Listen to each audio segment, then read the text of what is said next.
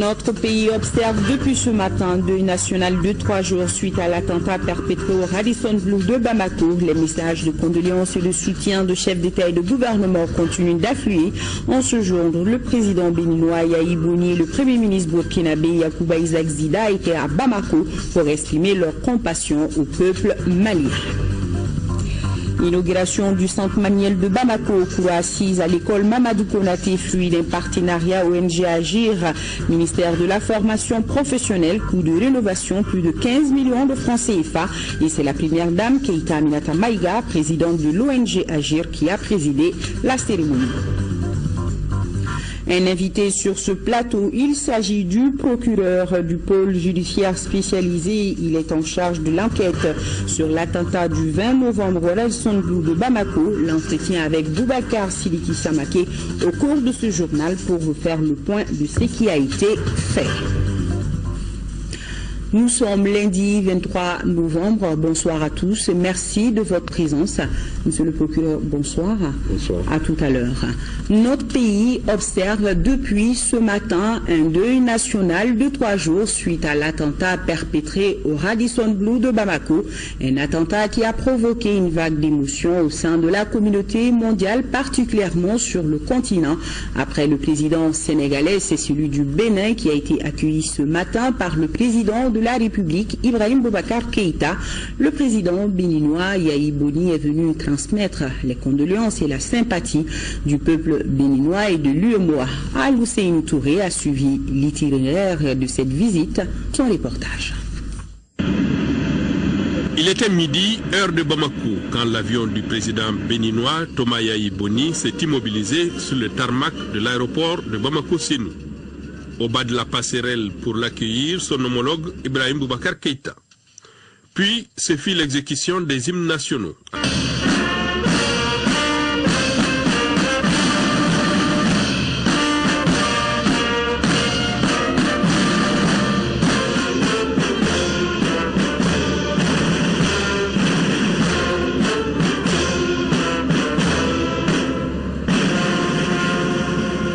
Les deux chefs d'État salueront les membres des corps constitués avant de se retrouver dans le salon présidentiel.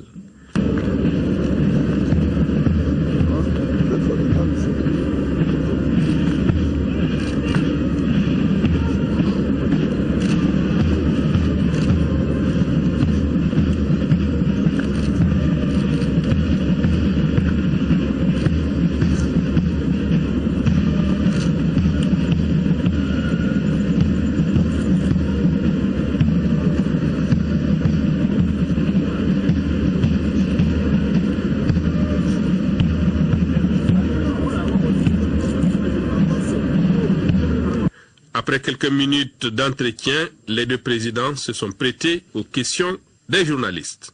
Le monde entier a vécu ce drame qui a frappé le Mali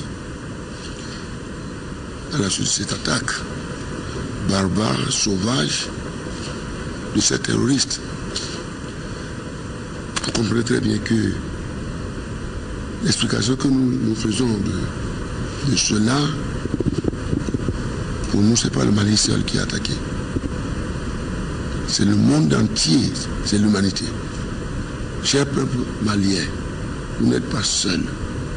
Je suis venu vous le dire.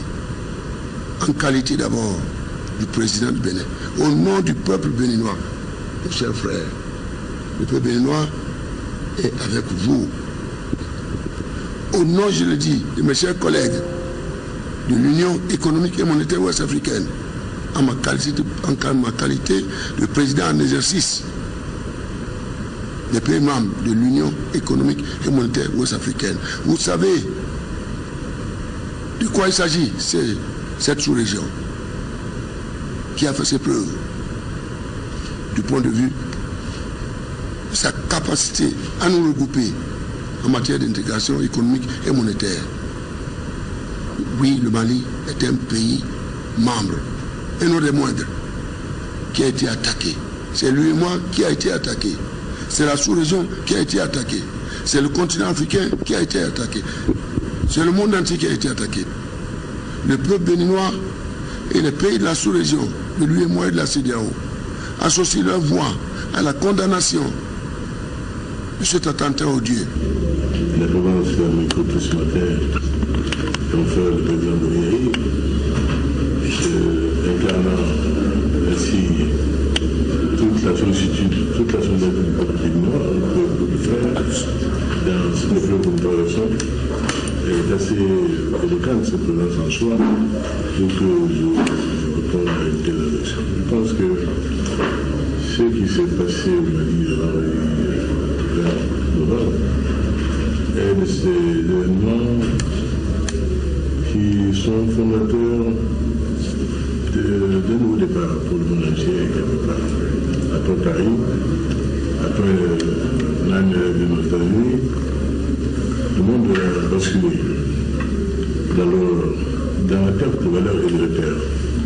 On ne sait plus à qui on a affaire. Et surtout que l'on ne vient pas nous parler de religion et d'islam.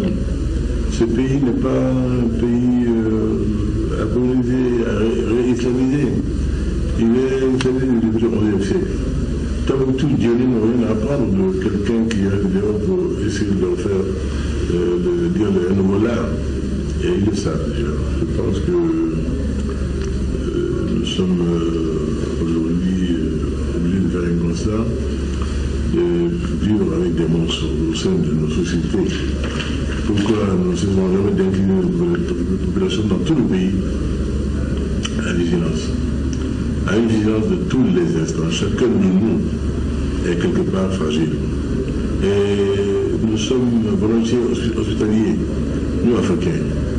Mais de plus en plus qu'on fasse attention.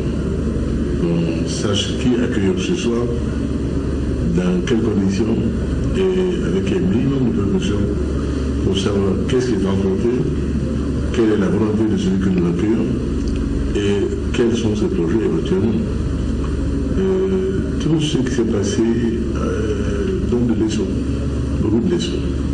Pour l'heure qu'il me suffise de remercier chaleureusement mon frère Bouliaï, dont le geste ne me surprend pas du tout. Il l'a dit. Et quelque part, il est concerné.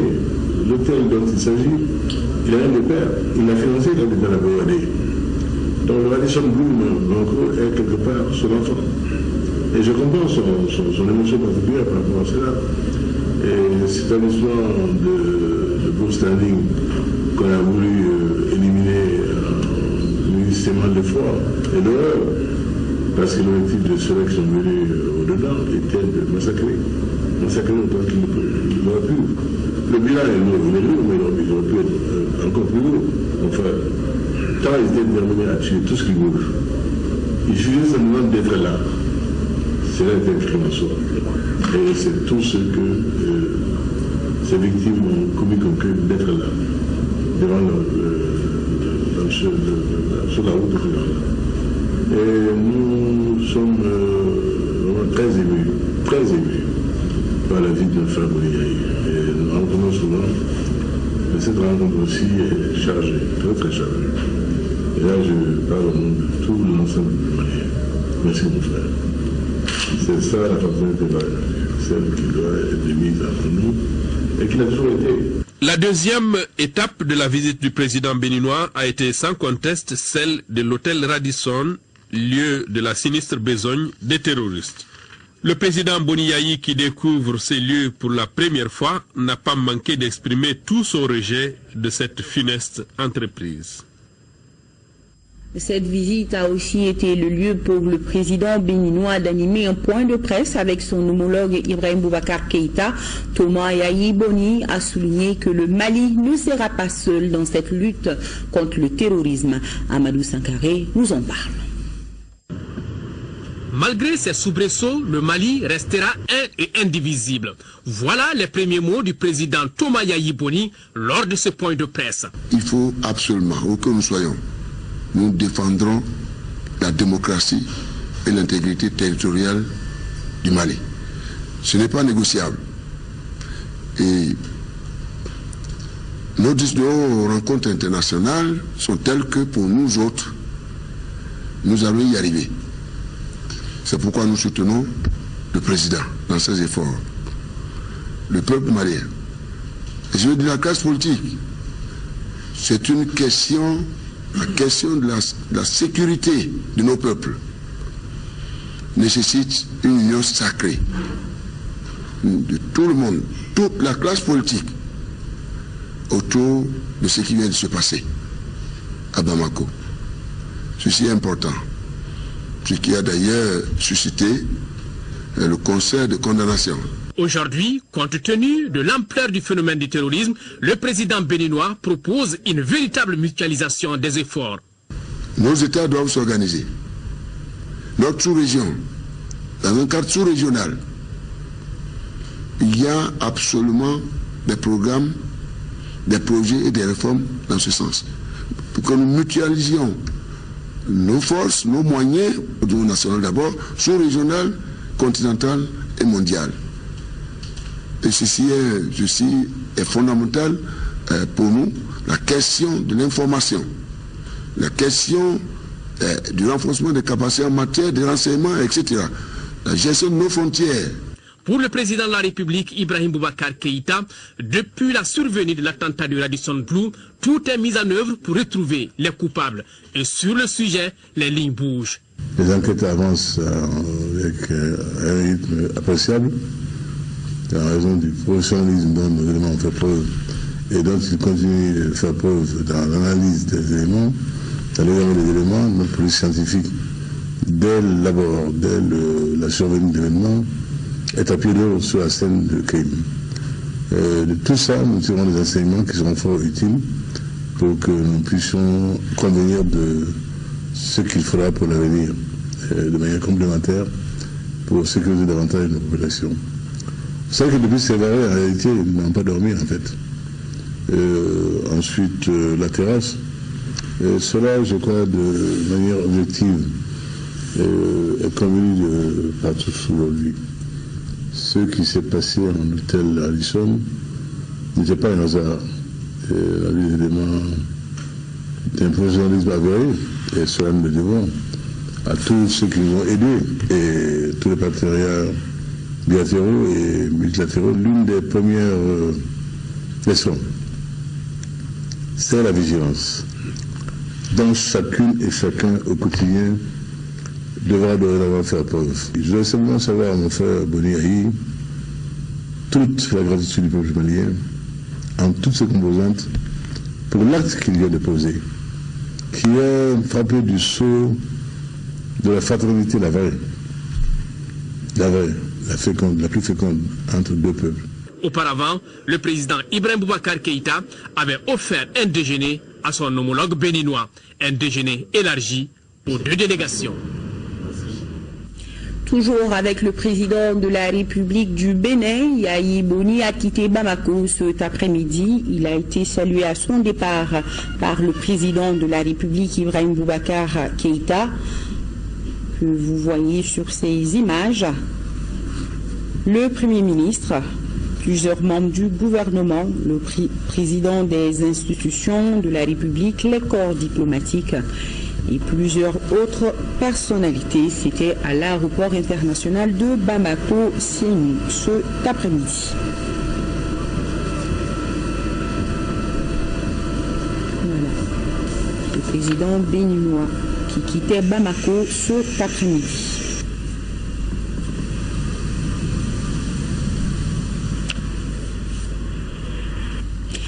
Et nous avons cette autre arrivée ce matin à Bamako, celle du Premier ministre burkinabé Yacouba Isaac Zida est également venu à Bamako pour exprimer la compassion du peuple burkinabé aux frères et amis maliens suite à l'attentat terroriste du 20 novembre dernier. Le Premier ministre burkinabé Yacouba Zida a été reçu en audience par le président de la République Ibrahim Boubacar Keïta. Il était porteur des messages du président burkinabé Michel Kafando à son homologue malien. Khadija Toukouné, compte rendu. Au premier jour du deuil national décrété au Mali suite à l'attentat terroriste du 20 novembre, le Premier ministre burkinabé Yacouba Isaac Zida est venu au Mali pour marquer la solidarité de son pays et présenter ses condoléances aux autorités maliennes. Habillé en tenue traditionnelle du pays des hommes intègres, le Premier ministre Zida a été accueilli par son homologue malien.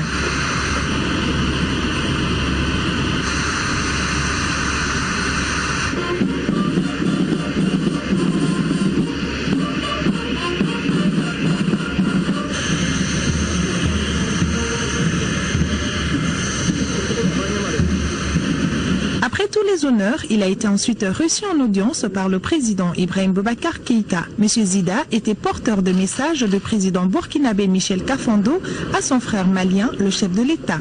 J'ai porté un message de son Excellence, le président du Faso Michel Kafando, à son frère, son Excellence Ibrahim Boubacar Keïta, président de la République du Mali, pour lui traduire justement ce sentiment de profonde tristesse et de compassion du peuple burkinabé tout entier à l'endroit donc du peuple frère ami du Mali. Pour le Premier ministre burkinabé, il faut une synergie des efforts pour faire face au terrorisme qui touche presque le monde entier. Au niveau régional, dans le cas donc du G5, il a été décidé donc lors du tout dernier sommet le 19 et 20 de mettre en place une force de défense régionale pour donc adresser la question du terrorisme. Je pouvais être sûr que cette force de défense qui sera mise en place sera dotée d'un moyen humain et matériel nécessaire pour que justement la lutte porte des fruits le plus tôt possible. Après son audience avec le président de la République, le Premier ministre burkinabé a été réaccompagné à l'aéroport Bamako-Sénou par le chef de gouvernement Modibo Keïta.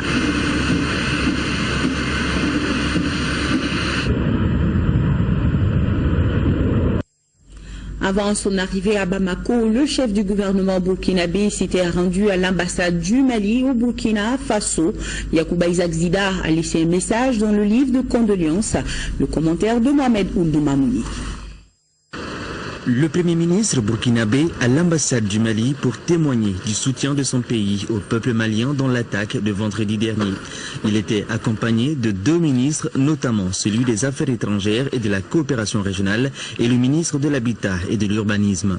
Dans le livre de condoléances ouvert pour la circonstance, Yacouba Zida y a écrit un message de compassion et de condoléances. La prise d'otage à l'hôtel Radisson Blu de Bamako, c'est tout à fait indiqué à l'issue de cela que nous puissions venir témoigner la compassion du gouvernement et du peuple burkinabé à son Excellence Monsieur l'ambassadeur, à son personnel et à travers eux au peuple malien et tout entier.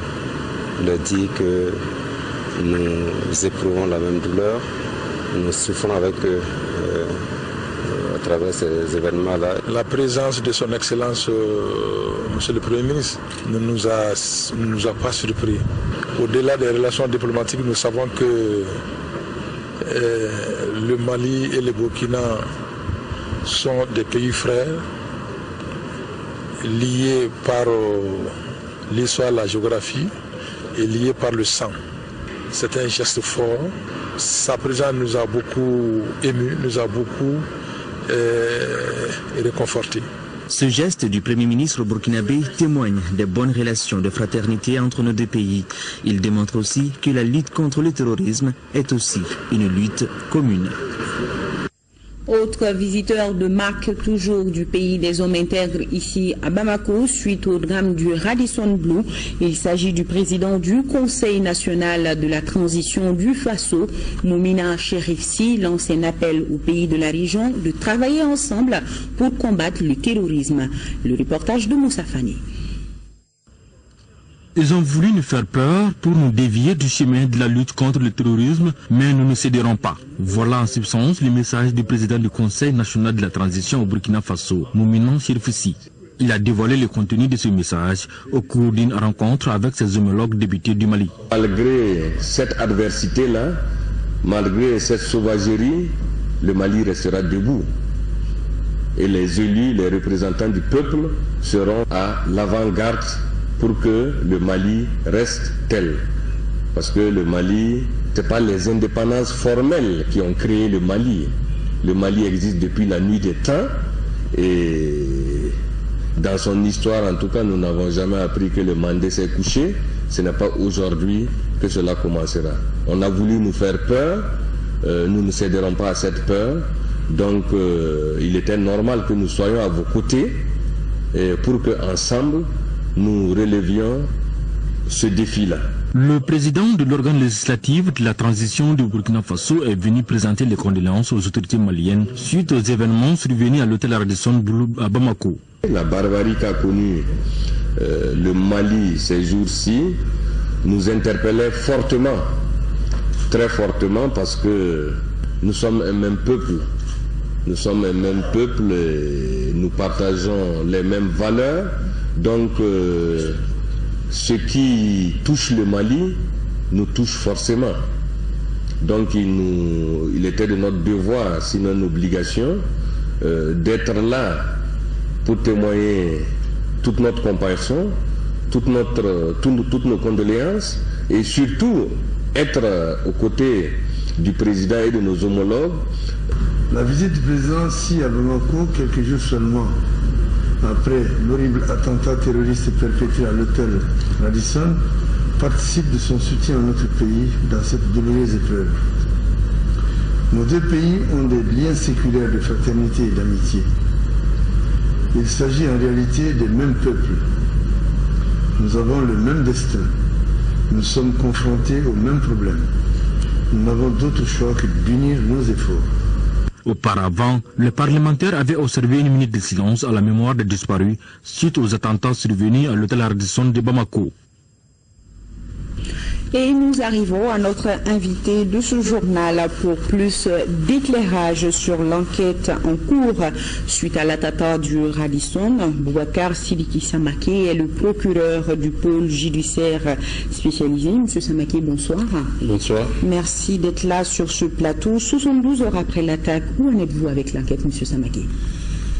L'enquête continue, et même ce soir, je viens d'une réunion d'un pôle d'enquêteurs sur les faits qui se sont produits à l'hôtel Radisson le 20 novembre, où on a vu deux individus qui ont attendu un certain temps du côté ouest de l'hôtel Radisson avant d'ouvrir leurs valises, sortir des pistolets mitrailleurs que l'on appelle des AK-47 et subitement se sont mis à tirer sur les visibles d'abord, avant de pénétrer dans l'hôtel et tirer sur tout ce qui bougeait.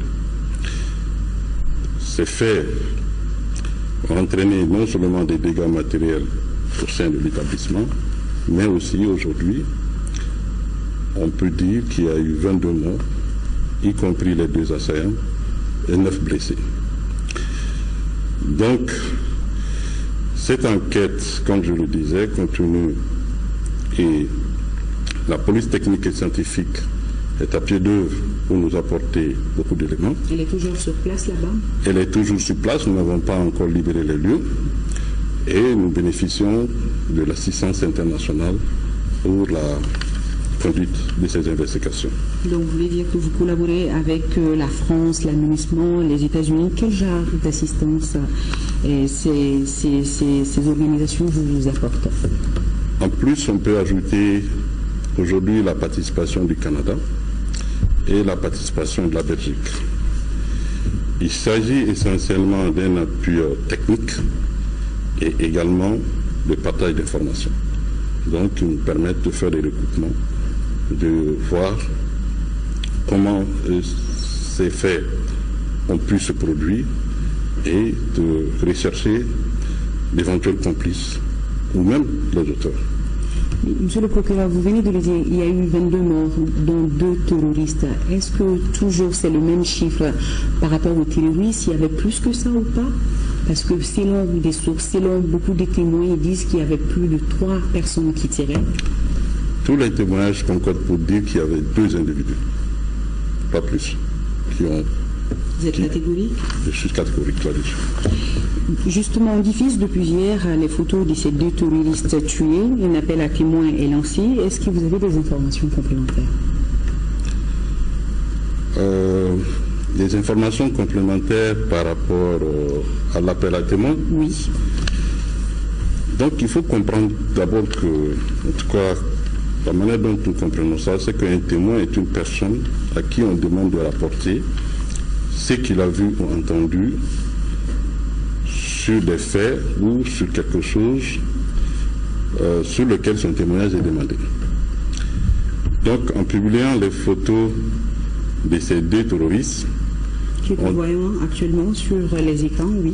On demande aux citoyens de dire ou même de dénoncer aux autorités compétentes ce qu'ils savent concernant ces deux individus. Est-ce qu'ils les ont côtoyés? Est-ce qu'ils les ont vus? Est-ce qu'ils les ont vus habiter quelque part? Ainsi de suite. Donc nous avons besoin de tous ces éléments pour avoir plus d'éléments et d'éclairage sur les faits. Monsieur le procureur, il y a deux organisations terroristes qui ont revendiqué l'attentat, El Mourabitoun et le mouvement de Amadou Bouffar. Selon vous, quelle est la piste la plus plausible aujourd'hui? Nous n'écartons aucune piste. Mais nous visons des faits. Nous visons des individus qui ont commis ces faits.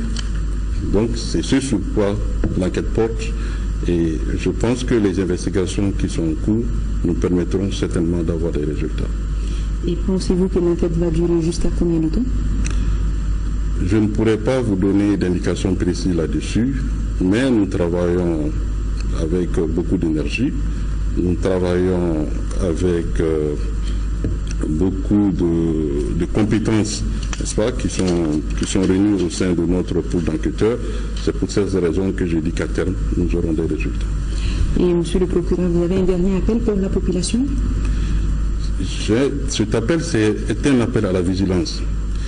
Et ensuite, il faut que nous comprenions aujourd'hui que chaque citoyen doit se considérer comme, j'allais dire, un agent de la force publique et de rapporter ou de dénoncer aux autorités tous les faits susceptibles de créer, non seulement adhérer aux forces spéciales d'une manière générale, mais aujourd'hui on est dans un contexte où le défi sécuritaire est très élevé.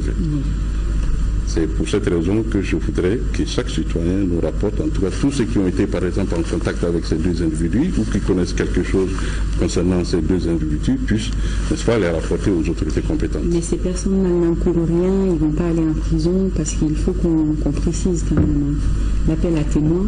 Non, ils n'encourent rien, ils ne vont pas partir en prison, au contraire. Au contraire, ils seront remerciés et même félicités. Oui. Merci. Merci, monsieur le procureur Boubacar Sidiki Samake, qui était notre invité de ce journal. Monsieur le procureur, merci.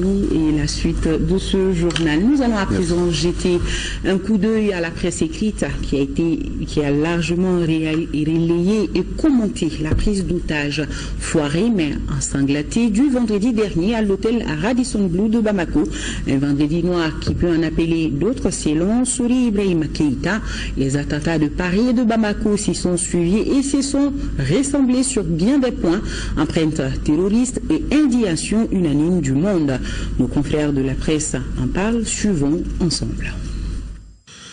Large écho de l'attentat prise d'otage du vendredi à Bamako dans les journaux de ce lundi. La confrère propose en différé en intégralité les séquences d'un scénario macabre de la plus longue journée de l'année à Bamako. Erreur, terreur et horreur annoncent la nouvelle patrie. Vendredi noir à Bamako, titre Les Échos et l'Aube. Chronique d'une journée de terreur, écrit l'indicateur du renouveau. Info Matin affiche le film de l'événement et 26 mars, celui de l'horreur. Une journée horrible, insistent les prétoires. Attaque du Radisson Blu, les faits, les chiffres et les réactions notent à la fois Info Matin. 21 victimes dont 13 étrangères relèvent 22 septembre. Au-delà des 2 assaillants tués, 3 suspects sont activement recherchés, nous révèle l'Indépendant.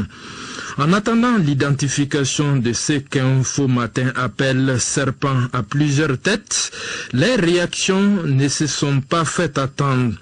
Le président de la République qui a interrompu son séjour tchadien en pleine crise n'y est pas allé avec le dos de la cuillère. Morceau choisi par les confrères, Ibeka salue la bravoure et le professionnalisme des forces spéciales, écrit l'Indépendant. Le terrorisme ne passera pas, retient Info Matin de l'adresse présidentielle ayant annoncé un état d'urgence de 10 jours et un deuil national de 3 jours qu'affiche 22 septembre. À la suite, Info Matin épingle une condamnation unanime nationale et l'Indépendant à l'échelle internationale. La preuve par Macky Sall hier et aujourd'hui, Yahya Boni à Bamako. Et les messages sans ambiguïté de tout cela dont la voix compte dans le monde. Mais voilà, l'Indépendant relaie une accusation. Les attentats de Paris à Bamako ne sont que la conséquence directe d'une politique alambiquée de certaines puissances. C'est parti pour une troisième guerre mondiale, martèle l'indicateur du renouveau. En tout cas, chacun doit désormais tenir pour dit, ça n'arrive pas qu'aux autres. Il y a péril en la demeure, enchaîne le quotidien de Diamana Les Échos, qui propose que tous refusent que l'espérance de vie soit désormais 24 heures renouvelable. La com citoyenne annoncée dans l'essor sera-t-elle un début de solution? Ce qui est sûr, rien ne devra plus être comme avant. Et depuis ce lundi, vous le savez, notre pays observe un deuil national de 3 jours couplé à l'état d'urgence à Ségou. Même si les activités économiques se déroulent normalement, des mesures ont été prises pour faire face à la situation. Voyons comment l'état d'urgence est vécu dans la capitale des Balanzans avec Kandesila et Karamoro Traoré. Lundi, jour du marché hebdomadaire, le légendaire Ségou Téné. Le commerce se déroule normalement en ce premier jour de deuil national, couplé à l'état d'urgence décrété par le président de la République. Pas de panique donc, mais vigilance tout de même. À tous les niveaux, les mesures sécuritaires sont renforcées. On a mobilisé toute la police, toutes les forces. La preuve, vous verrez que tous les policiers de Ségou sont en tenue noire. On a renforcé la sécurité dans les unités. Vous remarquerez que nous avons déjà commencé à patrouiller depuis hier, toute la nuit et toute la journée. Tout ça pour prouver que même si on était déjà en train de patrouiller, on était déjà en train de surveiller la cité des Balanzans, cette fois-ci, il faut encore redoubler d'ardeur. Ce que je demande, c'est la prudence. Nous avons salué l'accord de paix, mais toujours l'insécurité persiste. Dans les écoles publiques et privées, les cours se déroulent normalement. Comme partout dans les services publics, le drapeau est en berne. Nous n'allons autoriser aucune manifestation festive pendant ces 10 jours en état d'urgence. Nous n'allons pas accepter de regroupement quelconque que ce soit dans la commune urbaine de Ségou. Que tout le monde soit vigilant et prête main forte à nos forces de sécurité. Et nous recevons, dans le cadre de l'hospitalité légendaire de notre pays, des étrangers que nous entretenons, que nous hébergeons. Cela est très bien, c'est bien beau, mais l'appel que je lance dans ce cadre précis, c'est que les autres acceptent de déclarer tout fait suspect. Les mêmes mesures sont observées au niveau des médias, publics et privés. Plusieurs radios ont suspendu leur programme ordinaire avec un programme spécial dominé par la musique de Kora. On retrouvait Ibrahim Djombele pour la lecture des messages de condoléances et de soutien qui continuent de nous parvenir. Ibrahim Djombele, bonsoir. Bonsoir Nenadou Traoré, mesdames et messieurs, bonsoir. Et maintenant donc, le chapitre de condoléances, nous commençons par le courrier présidentiel. Le chef de l'État, Ibrahim Boubacar Keïta, qui a adressé des messages au président russe Vladimir Poutine, dont le pays a perdu 6 ressortissants dans l'attaque du Radisson Blu, au président Macky Sall du Sénégal, qui a perdu un ressortissant sénégalais, au président chinois Xi Jinping, avec 3 Russes qui ont perdu la vie, au président Barack Obama des États-Unis, une Américaine y a trouvé la mort, à Sa Majesté Philippe Roy des Belges, un Belge y a perdu également la vie, à Michael Jean, donc, au secrétaire général de la francophonie, dont un collaborateur a été aussi tué dans l'attaque de Radisson Blu. Le président de la République, Ibrahim Boubacar Keïta, leur a exprimé sa profonde compassion et ses condoléances les plus attristées. Alors, au 3e jour jour de l'état d'urgence et au premier jour du deuil national. Les condamnations de l'attaque terroriste du vendredi dernier contre le Radisson Blu hôtel de Bamako avec ses 22 tués se poursuivent encore. D'abord, à l'international, la solidarité ne faiblit point. Nous avons déjà enregistré, comme vous l'avez suivi dans notre édition, des invités des chefs d'État et des visites des chefs d'État et de plusieurs autres personnalités ici à Bamako. Ce soir, côté réaction, elles sont encore très nombreuses. Le roi du Maroc, Mohamed VI, qui dit ceci: j'ai appris avec tristesse la nouvelle de l'attaque terroriste lâche et abjecte qui a vu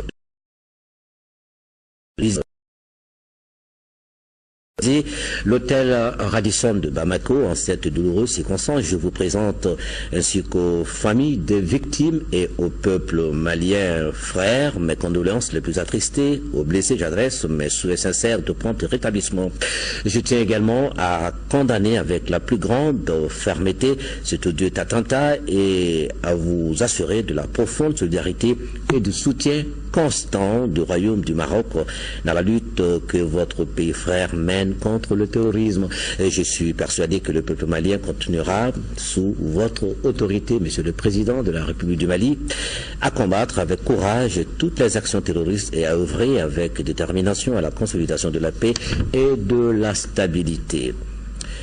Le président de l'État de Palestine, Mahmoud Abbas, qui exprime sa solidarité et sa compassion au gouvernement et au peuple du Mali, réaffirme sa condamnation des actes odieux rejetés par toutes les lois et toutes les valeurs humaines. La Turquie condamne fermement et avec véhémence l'attaque terroriste perpétrée contre l'hôtel Radisson Blu de Bamako, soutient la République du Mali dans sa lutte contre le terrorisme. Le président de la République bolivarienne du Venezuela, Nicolás Maduro Moros, condamne cet acte odieux, réaffirme son engagement et celui de son peuple auprès du Mali pour la consolidation de la paix, de la stabilité et dans sa croisade contre le terrorisme sous toutes ses formes. L'Organisation de la coopération islamique, OCI, condamne fermement le raid mené par des terroristes sur l'hôtel Radisson Blu de Bamako et la prise en otage de ses occupants, l'OCI, qui également félicite les autorités pour leur réaction rapide et professionnelle à mettre fin à cette situation. Le Fonds mondial pour l'engagement de la communauté et la résilience, Gold Global Community Engagement and Resilience Fund, le GCERF, exprime ses plus sincères condoléances aux familles des victimes et au peuple malien. À New York, les membres du Conseil de sécurité de l'ONU condamnent avec la plus grande fermeté l'attaque terroriste atroce perpétrée à l'hôtel Radisson Blu de Bamako. Les membres du Conseil de sécurité rappellent aux États qu'ils devraient veiller à ce que les mesures de lutte contre le terrorisme soient conformes aux obligations que leur faisait le droit international, en particulier le droit international des droits de l'homme, le droit international des réfugiés et le droit international humanitaire. Le ministre canadien des Affaires étrangères, Stéphane Dion, et la ministre du Développement international et de la francophonie, Marie-Claude Bibeau, disent ceci: nous sommes profondément préoccupés par l'attaque de l'hôtel Radisson Blu de Bamako. De tels actes de violence aveugle contre des civils innocents sont inacceptables et doivent être condamnés. Et dans ce message, le Canada indique que tous les Canadiens identifiés comme se trouvant à cet hôtel sont sains et saufs et qui leur apportent une assistance et que le gouvernement du Canada travaille avec le personnel de son ambassade ici et avec ses alliés afin d'assurer la sécurité des Canadiens. Le gouvernement canadien d'ajouter que les Canadiens qui souhaitent vérifier si leurs familles à Bamako ici sont en sécurité peuvent communiquer avec le Centre de surveillance et d'intervention d'urgence d'affaires étrangères, commerce et développement Canada en tout temps au 613 996 88 85 ou au 1 800 387 31 24. L'appel c'est sans frais, indique le communiqué. Un courriel peut également être envoyé à l'adresse sos@international.gc.ca.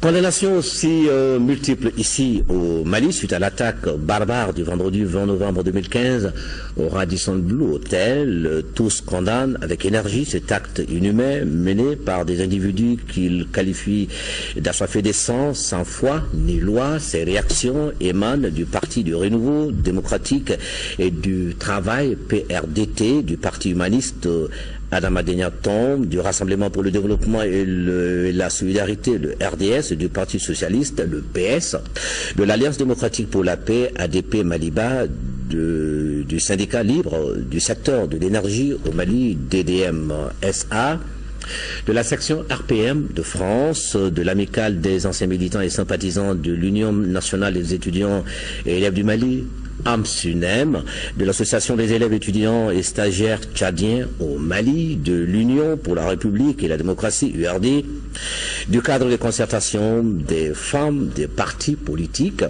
des mouvements africains de la convergence, de la cosmogénèse, l'humanité, Mako International, de la Ligue des prédicateurs du Mali, de l'association des ressortissants de l'ERI à Bamako, de la Fédération syndicale des travailleurs du Mali, du Parti pour le développement économique et la solidarité, le PDS, de l'association de la cellule des sans-voix du mouvement Mali Convergence, des initiatives pour le changement, MCIC, du Conseil communal de la société civile de la commune 4 du district de Bamako, de la coordination des associations et ONG féminines, la CAFO, de l'amicale des anciens du service national des jeunes, AMA, SNJ, de la Commission nationale des droits de l'homme, la CNDH, de la Ligue malienne des imams et érudits pour la solidarité islamique, l'imama, du maire du district de Bamako. Bamako, capitale meurtrie par cette tragédie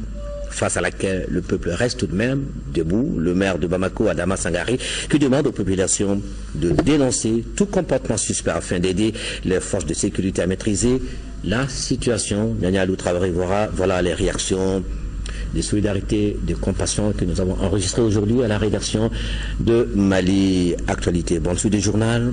Que la paix soit avec nous. Merci Ibrahim Djambélé. Amen. Renforcement de la sécurisation dans la capitale et ses environs depuis quelque temps par les forces de sécurité du Mali. Notre équipe de reportage dirigée par Daouda Sidiki Diarra a suivi hier soir sur la rive droite des éléments du commissariat de police du 10e arrondissement en patrouille. Suivons son reportage. Cette patrouille de grande envergure intervient juste après la prise d'otage du vendredi dernier à l'hôtel Radisson.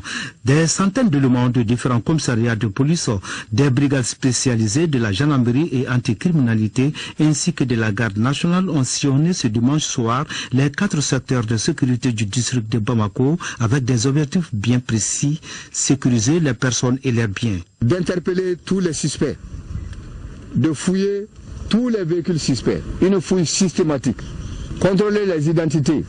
C'est à 23h30 que cette patrouille a démarré direction les nids crimogènes de Nyamakoro, après la bretelle qui mène à Siragoro Megetana. Mais avant d'atteindre ce point, des fouilles ont été opérées. On est devant le dépôt de carburant, précisément au NAP, un lieu stratégique qui relève de notre compétence. Donc on a la charge de veiller sur ces installations. Les consignes nous ont été données par la RAJ.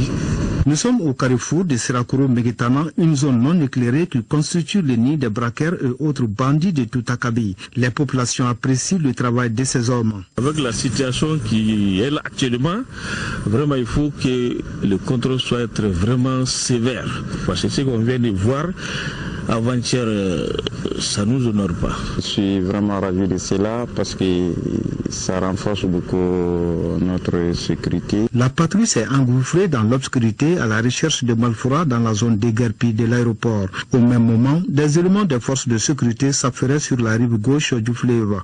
L'opération a duré de 22h à 6h du matin. Elle n'a enregistré aucun incident majeur, hormis quelques cas de défaut de port de pièces d'identité.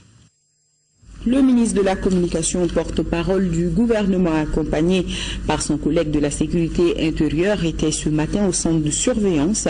Le centre piloté par des experts chinois est conçu dans le cadre de la sécurisation des personnes et de leurs biens. Pour plus de détails sur ce centre, écoutons le ministre Shogel Kokala Maïga au micro de Fademba Keïta. Ce centre a été réalisé dans le cadre de la politique gouvernementale de vulgarisation de l'utilisation des technologies de l'information et de la communication dans l'ensemble des secteurs de la vie nationale. Le téléphone, Internet, mais aussi pour les besoins de sécurisation de notre population. Et ça, c'est un centre de vidéosurveillance qui a été élaboré, qui va être mis à partir d'aujourd'hui à la disposition des services compétents de l'État, afin qu'ils puissent faire leur travail et que les technologies de l'information et de la communication puissent être utilisées non seulement au quotidien des citoyens, mais aussi que les différents compartiments de l'État puissent s'en servir pour renforcer leur outil de travail pour la sécurisation des Maliens. Voilà ce qu'on peut dire à ce stade. Ceux qui sont chargés de son exploitation savent ce qu'ils doivent faire ici pour l'intérêt des Maliens, pour la sécurité des Maliens. À partir d'aujourd'hui, il y aura un acte officiel de transmission de tout cet arsenal-là au ministère de la Sécurité et aux autres services compétents de l'État afin qu'ils puissent faire leur travail.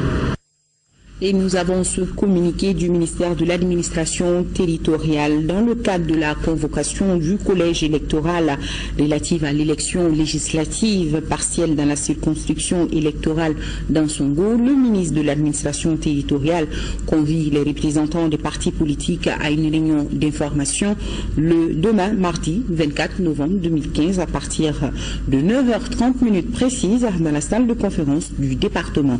Compte tenu de l'importance de la réunion, la présence effective de tous est vivement souhaitée. La première dame a inauguré ce matin le centre manuel de Bamako Kourassis à l'école Mamadou Konaté sur proposition de l'ONG Agir, dont la première dame en est la présidente. Ce centre a été rénové par le ministère de la formation professionnelle à travers l'APEJ et le FAFPA. Keita Aminata Maïga a également visité les nouvelles latrines construites par l'ONG Agir et celles rénovées. On fait le point avec Sira Bachili. C'est un centre New Look avec le matériel qu'il faut qui vient d'être inauguré par la première dame et mis à la disposition des élèves. Le centre manuel de Bamako Koura, situé dans l'enceinte de l'école Mamadou Konaté, était dans un état de dégradation avancée. La présidente de l'ONG Agir a donc attiré l'attention du ministre de l'Emploi et de la formation professionnelle, de la jeunesse et de la construction citoyenne pour la réhabilitation de ce centre. La pêche et le FAFPA sont donc intervenus. La PEJ s'est occupée de la réhabilitation des bâtiments pour un montant de 42 millions de francs CFA et le FAFPA s'est occupé de l'équipement de ce centre-là pour 92 millions. Le FAFPA a fait quelque chose aussi d'important parce que le FAFPA en a profité pour donner à ce petit centre-là l'habilitation. Ce qui signifie que pour l'entretien de leurs équipements, ils peuvent bénéficier de petits contrats pour faire de la formation. Ils ont des ressources qui leur permettent effectivement d'entretenir les équipements. Pour une formation professionnelle de qualité dans un cadre de vie sain, l'ONG Agir de la Première Dame a construit 5 nouvelles latrines, rénové 34 toilettes pour les élèves et 14 pour les enseignants. Le coût total est estimé à plus de 15 millions de francs CFA. C'est la base du développement. L'école est dans un état tel qu'il faut s'y intéresser, qu'il faut réhabiliter l'école. Cette réhabilitation ne peut pas se faire sans le concours de tout le monde. Pourquoi Mamadou Konaté? C'est un groupe scolaire de 10 écoles. Il porte le nom d'un grand homme du Mali. Le premier président du Mali a fait ses cours, son école ici. Je pense que c'est normal que je commence par Mamadou Konaté. Moi, je pense que s'il y a un exemple, beaucoup d'écoles vont vouloir faire la même chose. Ils vont chercher des financements pour réhabiliter les écoles. Mais il faut que les comités de gestion des écoles se sentent engagés. Mais il faut que l'école retrouve vraiment son objectif d'école. Les toilettes visitées ont été équipées avec 36 urinoirs et du matériel d'assainissement. Il revient maintenant aux usagers d'en prendre soin. J'ai dit à Mamadou Konaté, je le répète, qu'il faut qu'ils prennent soin de ces structures, de ces équipements. Je sais que ce n'est pas facile, c'est notre grande faiblesse dans le pays. On nous donne un joyau, 2 mois après, c'est comme si on ne nous a rien donné. Pourquoi? Ça ne demande pas de l'argent, c'est une volonté de vouloir conserver. Le centre manuel de Bamako Koura forme les enfants en menuiserie bois, en construction métallique, en coupe-couture, en maroquinerie et en cuisine. Un important projet pour la connexion énergétique vient d'être signé entre le gouvernement du Mali et la Banque d'investissement et de développement de la CEDEAO. Il s'agit du financement partiel de la construction de la liaison Sikasso-Bougouni-Bamako. Ce projet est cofinancé à hauteur de plus de 80 milliards et demi de francs CFA par la BIDC, le Mali et l'Inde. Sa réalisation permettra d'accroître la capacité de transit du système de transport d'énergie électrique dans le cadre de l'interconnexion Ghana-Burkina-Mali. Kalifana Matraoré, reportage. La Banque d'investissement et de développement de la CEDEAO appuie le Mali dans sa politique énergétique. L'accord de prêt et la convention de bonification du taux d'intérêt du prêt signé par le ministre de l'économie et des finances et le président du conseil d'administration de la BIDC portent sur le financement partiel du projet de construction de la liaison 225 kV Sikasso-Bamako en passant par Bougouni et Sanankoroba. Un projet d'une importance capitale pour le Mali, puisqu'il permettra à notre pays d'accroître sa capacité de transit du système de transport d'énergie. C'est là dans le cadre de l'interconnexion avec certains pays de la sous-région. Le projet vise à 1. Satisfaire la demande d'énergie électrique de plus en plus croissante au Mali, et particulièrement dans les capitales Bamako, à un rapport qualité-prix compétitif. 2. Renforcer les capacités de transit du système interconnecté de la société EDM SA. 3. Contribuer à la réduction des déséquilibres financiers du secteur par l'arrêt des petites centrales thermiques dont les coûts de production sont très élevés. Le cofinancement du projet d'un coût total de 161 millions de dollars US, soit 80 milliards de francs CFA, est assuré par le gouvernement indien à travers Exim Bank à hauteur de 62%, la BIDC pour 31% et le gouvernement de la République du Mali qui y contribue à environ 7 milliards de francs CFA. Je tiens à vous exprimer toute notre reconnaissance et nos sincères remerciements pour les immenses efforts que la banque a déployés pour porter son financement du coût total du projet de 30 millions initialement à 50 millions de dollars américains, mais aussi pour avoir négocié et obtenu auprès de la commission de la CEDEAO la bonification du taux d'intérêt de 2,75 à 1,75. Le ministre de l'Énergie et de l'Eau apprécie à juste valeur cette contribution de la BIDC qui s'inscrit en parfaite harmonie avec la politique énergétique du Mali. Un tel projet permet au Mali de résoudre un grand nombre de problèmes, notamment la capacité d'évacuation de la ligne. Nous allons bénéficier de l'interconnexion avec le Ghana, le Burkina Faso et la Côte d'Ivoire, dont nous pouvons recevoir de l'énergie à faible coût en provenant de tous ces pays-là. Le projet nous permettra aussi d'intensifier l'électrification rurale des localités comme Niana, comme Kolondjeba et beaucoup d'autres qui se trouvent sur le tracé de cette ligne-là seront électrifiés. Et nous allons arrêter les centrales thermiques de production qui ont un coût très élevé. La partie malienne rassure ses partenaires, elle prendra toutes les dispositions utiles pour la mise en œuvre du projet. À quelques jours du sommet sur le climat à Paris, la COP21, le ministre de l'Énergie et de l'Eau, à travers l'Agence pour les énergies renouvelables, a tenu à Bamako un forum sur les énergies renouvelables, thème de la rencontre, une transition pour l'atténuation du changement climatique au Mali. Adibou Koulibaly. Le forum sur les énergies renouvelables s'inscrit en droite ligne de la stratégie nationale pour le développement des énergies renouvelables que le gouvernement a envisagé de mettre en œuvre depuis plusieurs années. Ce forum permettra aux participants d'avoir des outils pour la conférence climat qui doit se tenir bientôt à Paris. C'est pour montrer les potentialités du Mali en ressources d'énergie renouvelable et faire l'état de lieu des réalisations, ce qui se fait au Mali. Le Mali dispose d'une énergie renouvelable énorme pour satisfaire tous les besoins de notre pays. C'est pourquoi nous avons décidé de procéder à cette transition énergétique vers ces énergies. Toutes ces dispositions mises ensemble permettront au Mali d'inverser son mix énergétique et de mettre à la disposition des Maliens une énergie propre et à faible coût et conforter le développement de notre économie. Les facilitations de financement des projets d'énergie renouvelable dans le cadre de l'atténuation des effets du changement climatique, la synthèse de la législation dans le domaine de l'énergie, les nouvelles mesures incitatives pour booster le sous-secteur énergie renouvelable sont entre autres thématiques qui sont développées au cours des 2 jours du forum.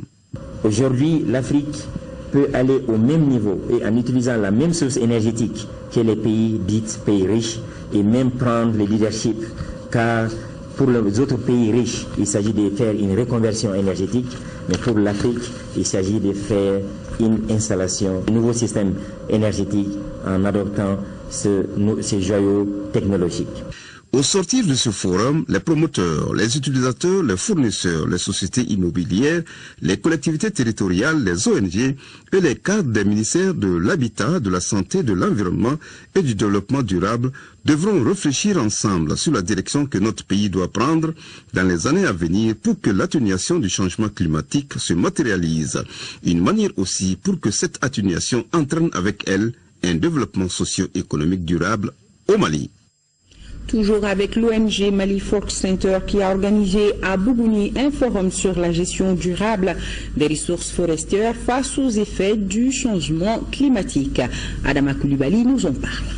Les responsables de l'ONG Mali Folk Center travaillent depuis plus de 10 ans avec les populations vivant dans les zones où le couvert végétal est important. Aujourd'hui, là où il y a l'abondance des ressources naturelles, beaucoup de gens pensent qu'elles n'arriveront jamais à leur fin et que c'est des ressources interminables. Et donc ça, c'est le grand problème. Et pendant ce temps, il y a une exploitation abusive et que les ressources que nous avons sont très limitées. Dans ces zones, très peu de Maliens même savent que le Mali est à 2 tiers, sinon plus de 2 tiers couverts par le Sahara.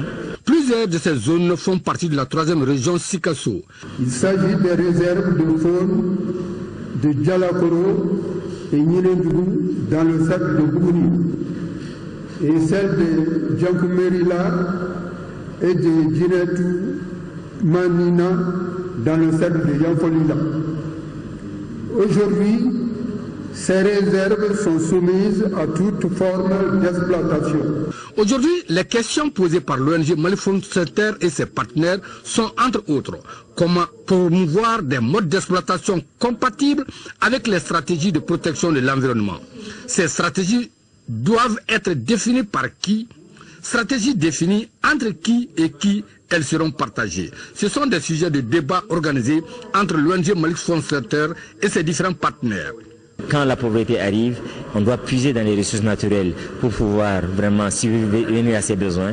Et quand on détruit ces ressources naturelles et quand on tombe dans la pauvreté, on risque d'être dans un cercle infernal. Les débats porteront sur la dégradation des ressources naturelles, les contraintes sur l'agriculture, les ressources en eau, sur les forêts. Quelle politique naturelle mise en place et les conventions locales pour réduire les activités de destruction environnementale.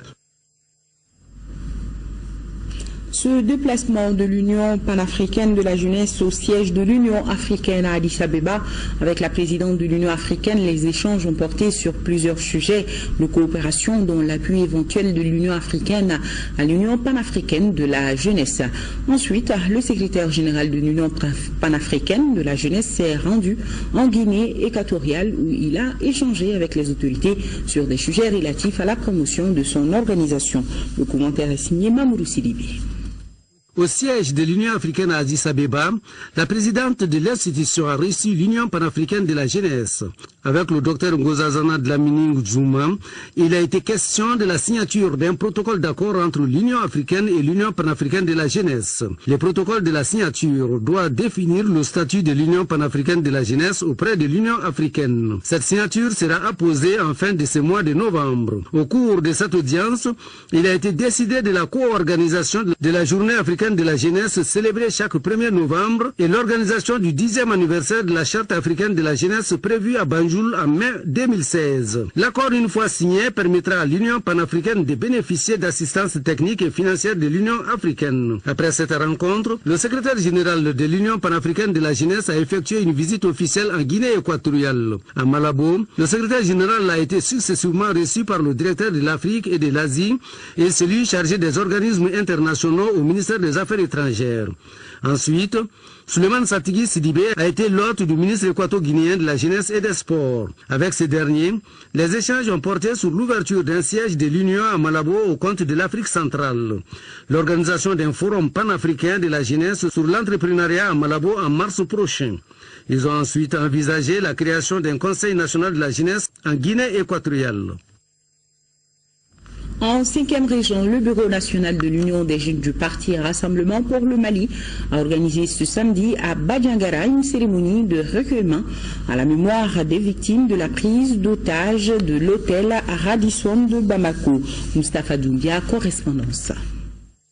Ils étaient venus à Badiangara pour la conférence régionale de section des jeunes du Parti Rassemblement pour le Mali. Ils, ce sont les membres du Bureau national de l'Union des jeunes du RPM et les jeunes des 8 cercles de la région de Mopti. 24 heures seulement avant cette rencontre, l'hôtel Radisson de Bamako est pris en otage. C'est pourquoi les jeunes du Rassemblement pour le Mali ont décidé de donner un autre sens à leur rencontre. Nous nous sommes dit qu'au lieu d'organiser une activité politique, nous allons plutôt organiser une cérémonie de recueillement, en vue vraiment de prier pour le repos de l'âme des disparus. Nous pensons aujourd'hui que ce qui est en train de se passer ne doit aucunement nous empêcher de bouger. Le Bureau national de l'Union des jeunes du Rassemblement pour le Mali a également rendu visite aux autorités administratives, religieuses et coutumières de Badiangara.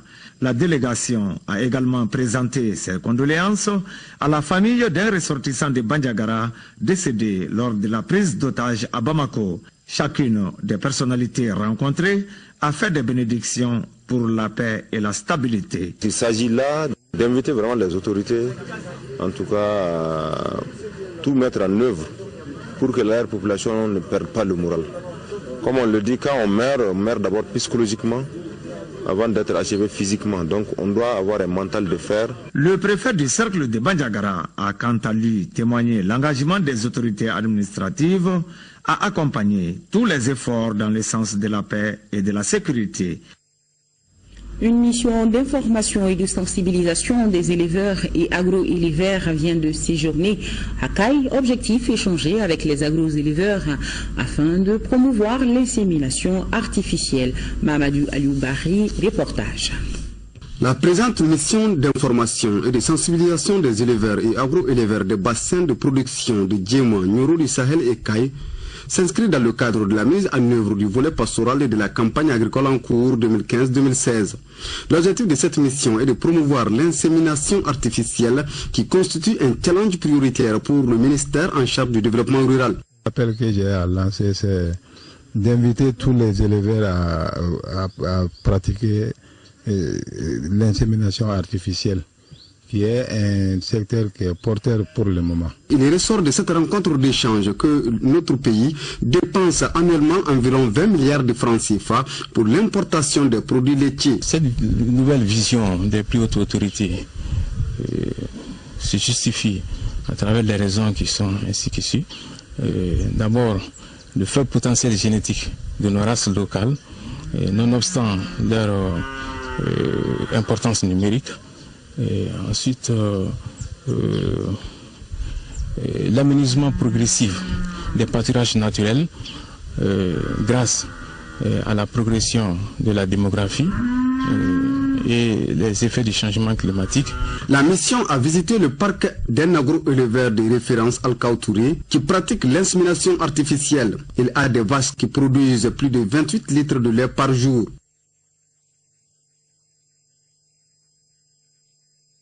Cinquième édition de la course pour la survie de l'enfant.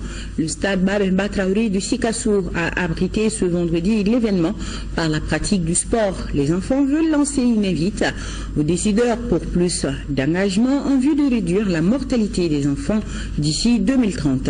L'événement initié par Save Children et partenaires était présidé par le ministre des Sports représentant la marraine Keita Aminata Maïga, première dame du Mali. Le compte rendu de Sekou Konati.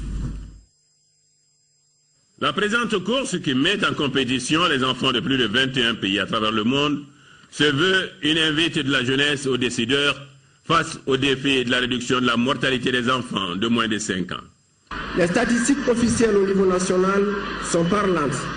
Ce sont au moins 25 000 nouveau-nés et 100 000 enfants de moins de 5 ans qui continuent de mourir chaque année selon la dernière enquête EDF de 2012-2013. Il devient donc urgent de presser le pas pour inverser cette tendance et Save the Children a des pistes. C'est d'abord pour nous l'adoption de la politique nationale du financement de la politique de la santé 2014-2023 pour rendre effective la couverture maladie universelle d'ici 2018.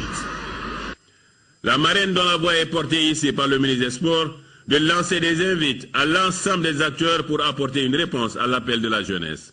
Aux communautés à la base, la première dame exhorte à croire et surtout à suivre les conseils que leur prodiguent les professionnels de la santé en fréquentant davantage les centres de santé et en vaccinant complètement leurs enfants.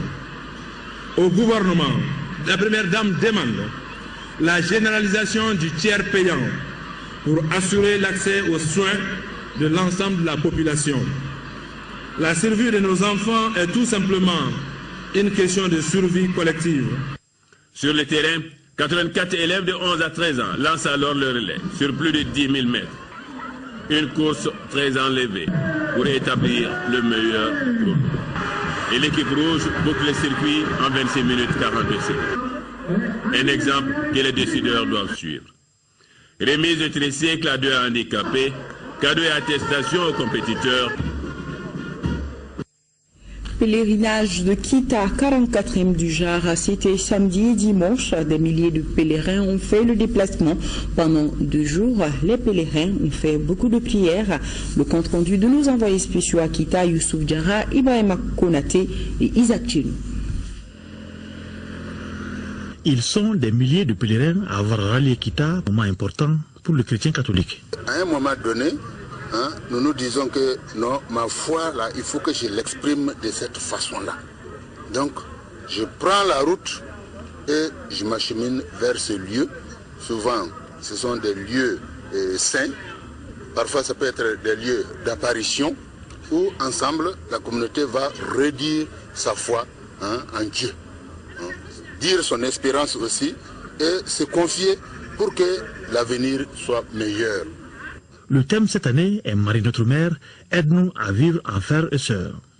Un thème que le diocèse de Ségou, animateur de ce pèlerinage, n'a pas manqué de développer à travers les représentations théâtrales à la colline mariale.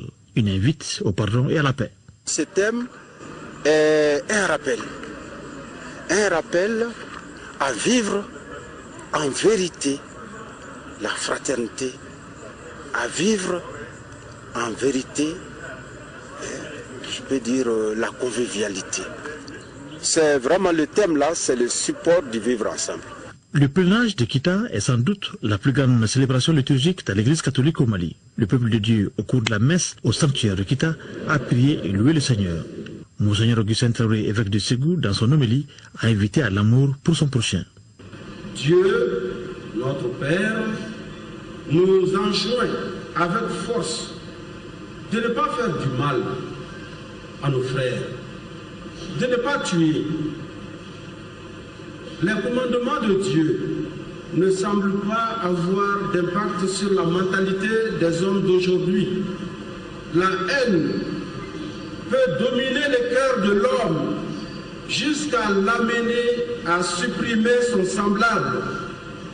Et cela, nous le voyons de multiples façons.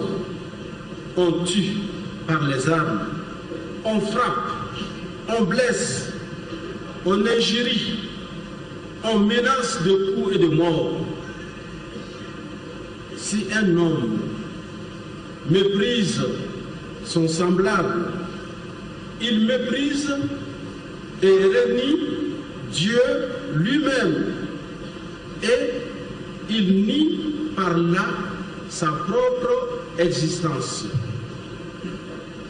Être uni au Seigneur Jésus dans l'Eucharistie, à l'Église, et au dehors, mépriser ses frères, mépriser ses sœurs, c'est renier le chemin de fraternité de Jésus. Le ministre des Affaires religieuses et du culte, celui de la santé et de l'hygiène publique et plusieurs autres personnalités ont pris part à l'événement. Le président de la République, El Hadji Ibrahima Boubacar Keïta, me dit de vous transmettre ce réconfort, car par ce pèlerinage, nous avons eu à faire une certaine lecture. J'étais un lundi matin en train d'accompagner des pèlerins Katsikita à pied. Alors, l'on s'est rendu compte que durant tout ce processus, c'est des familles maliennes, des familles musulmanes qui les accueillent, qui leur donnent à manger, à boire, de l'eau chaude pour se laver.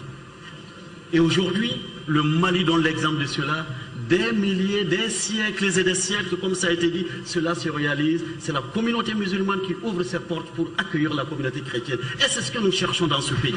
Au cours de ce pèlerinage, la prière pour un Mali de paix était au cœur des intentions de prière. Plus de 230 leaders religieux de Gao, Tombouctou et Kidal s'y sont réunis à Gao pour parler de paix et de cohésion sociale. Durant 2 jours, ces imams et érudits ont débattu des questions liées au rôle de la religion, la consolidation du tissu social. De Gao, le reportage de Drissa Kouni. Les leaders religieux des 3 régions du nord du Mali vont en rang serré pour la construction de la paix et de la cohésion sociale. Ils sont 230, dont 12 de Tombouctou et 25 de Kidal, à prendre part à ce forum organisé par le consortium des ONG Greb Tassag. Chaque de ces éléments, là où ils sont, draine derrière lui une grande partie des communautés. Donc c'est eux la porte d'entrée pour ramener les gens à la raison, à la cohésion, à la tolérance. C'est une grande joie de me retrouver aujourd'hui avec mes camarades de Gao et Tombouctou dans le cadre de la paix. Et surtout, aujourd'hui, c'est la paix qui est demandée. Les activités ont concerné 9 thèmes, à savoir le caractère sacré de la vie humaine, la paix dans l'islam, l'unité nationale, comment bannir les excès, provocations, violences, brutalités et injures, la cohésion sociale, le pardon et le vivre ensemble, le voisinage, droits et devoirs des gouvernés envers les gouvernants selon les préceptes religieux, les mécanismes traditionnels, moyens privilégiés de prévention et gestion des conflits intra- et intercommunautaires et enfin les liens sociaux, facteurs de paix et de stabilité. La rencontre est financée à hauteur de 30 millions de francs CFA par l'aide de l'église norvégienne AEN. En me référant à notre slogan, la foi en action, nous sommes convaincus que les chefs religieux ont la possibilité d'apporter une contribution véritablement importante à la paix et la réconciliation dans notre pays. C'est pourquoi l'AEN a soutenu cette initiative du consortium Greb Tassag. La mission de l'islam, c'est ça. L'islam, c'est une religion de tolérance, une religion d'acceptation de l'autre, une religion qui fait que les gens doivent s'accepter entre eux, une religion d'amour surtout. Ce forum est une première action forte de tous les leaders religieux du nord du Mali post-crise qui a pris fin par une grande prière collective en faveur de la paix dans les 32 mosquées de la cité des Askia. Ismaïla Konaté n'est plus. Il est décédé hier des suites d'une longue maladie à Tunis. Il a été enterré cet après-midi au cimetière de Niamakoro, qui est l'homme. Il est membre fondateur de l'Union malienne des aveugles et de beaucoup de structures de la société civile. Et c'est lui qui a parrainé cette année le mois de la solidarité. Il a été élevé au cours de ses obsèques par le président de la République au grade de grand officier de l'Ordre national du Mali. Suivez la cérémonie de décoration et le président de la République s'est confié à notre micro par rapport à cette grande perte et des propos recueillis par Modibo Mariko.